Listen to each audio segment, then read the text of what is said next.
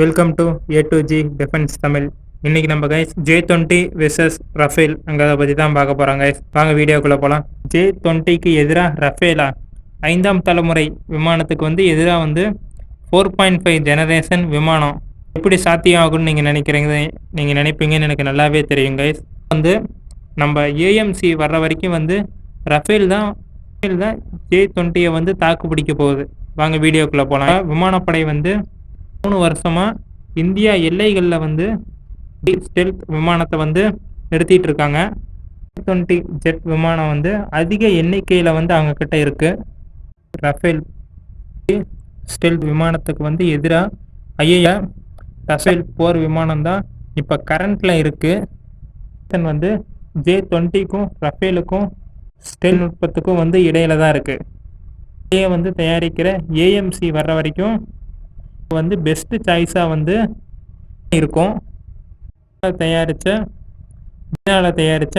J-20 5ஆம் தலைமுறை விமானமாக கருதப்படுது. RCS குறைவாக மேம்பட்ட ஸ்டெல்த் தொழில்நுட்பத்தை வச்சிருக்கு. அந்த விமானத்தை கண்டுபிடிக்கிறது கஷ்டமாக இருக்குன்னு தெரிவிச்சிருக்காங்க.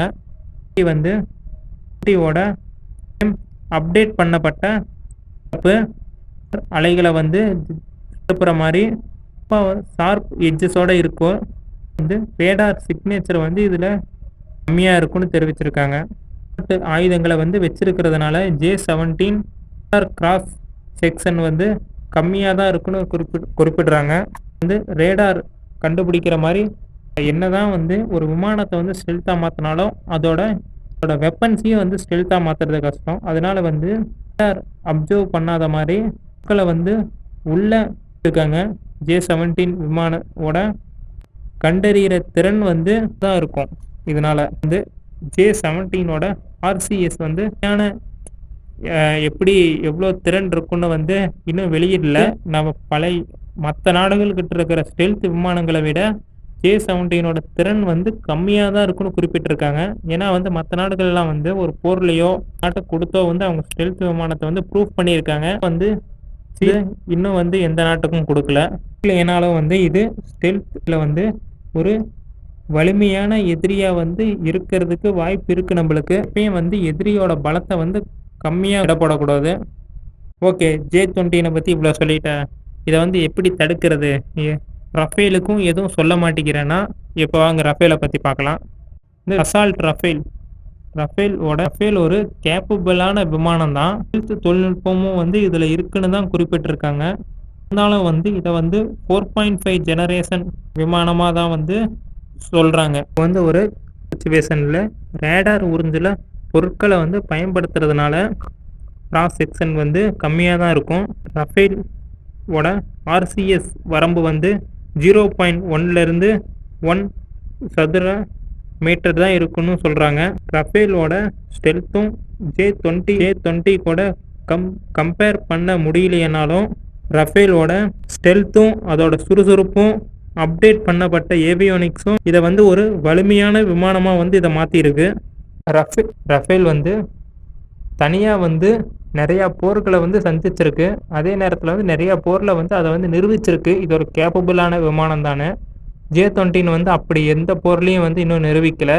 இப்போ ரஃபேலில் ஏர் டு ஏர் காம்பேக்ட்டு, தரை தாக்குதல், உளவு பார்க்குறது, நியூக்ளியர் டெரன்ஸுன்னு இதிலெல்லாம் விதிவிலக்காக தான் இருக்குது. இதுலாம் பெஸ்ட்டு சிஸ்டம் தான் வச்சுருக்காங்க ரஃபேல்லையும்.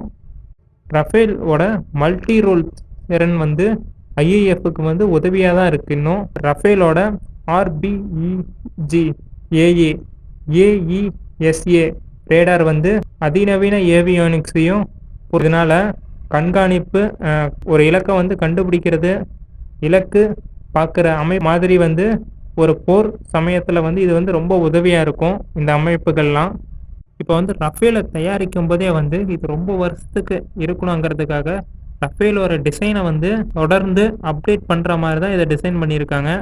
இன்னும் அதை அப்டேட் பண்ணிக்கிட்டு தான் இருக்காங்க. அதோட நிறுத்தி பண்ணிக்கிட்டே தான் இருக்காங்க.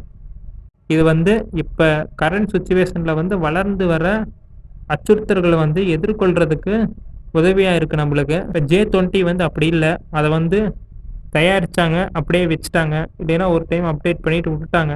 J20 மாதிரி இல்லாமல் ரஃபேல் வந்து இன்னும் வந்து அப்டேட் பண்ணிக்கிட்டு தான் இருக்காங்க. இப்போ வந்து நம்ம ரஃபேலை பற்றியும் பார்த்துட்டோம், J20 பற்றியும் பார்த்துட்டாங்க. ஏஎம்சி திட்டம் வந்து முடிவடைகிற வரைக்கும் ரஃபேல் தான் வந்து J20க்கு வந்து எதிராக வந்து நம்ம இராணுவத்துக்கிட்ட இருக்குது. F20க்கு வந்து தேஜாஸ் உதவியாக இருக்காதுன்னு நீங்கள் சொல்லலாம் கைஸ். தேஜாஸ் விமானமும் வந்து ஒரு பெஸ்ட்டு விமானம் தான். ஆனால் வந்து இதை வந்து நம்ம இங்கே போர்லேயும் வந்து நம்ம ப்ரூஃப் பண்ணல. இது ஒரு ஃப்ரெஷ் பீஸாக தான் இருக்குது. என்ன தான் வந்து இதில் நம்ம வெப்பன்ஸையும் எடுத்தாலும் நம்ம வெப்பன்ஸை வந்து நம்ம நிறையா தடவை டெஸ்ட் பண்ணி ஒரு பெஸ்ட்டு வெப்பன் லிஸ்ட்டை வந்து நம்ம வச்சுருந்தாலும் ரஃபேல் வந்து நிறையா போரில் கலந்துக்கிட்டு இருக்கு. நிறையா நாட்டில் இதை பயன்படுத்திக்கிட்டு இருக்காங்க இந்த விமானத்தை. இது ஒரு பெஸ்ட்டு விமானமாக வந்து எல்லாருக்கும் தெரியும். அதுவும் வந்து ப்ரூஃப் பண்ணியிருக்கு கைஸ். ஓகே கைஸ், இதோட நம்ம இந்த வீடியோவை முடிச்சுக்கலாம். இந்த காம்பேட்டில் வந்து இப்படி ஒரு போர் நடந்துச்சுன்னா இந்த காம்பேட்டில் எந்த விமானம் வந்து ஜெயிக்குன்னு கமெண்ட் பண்ணுங்க guys. Bye guys, thank you guys.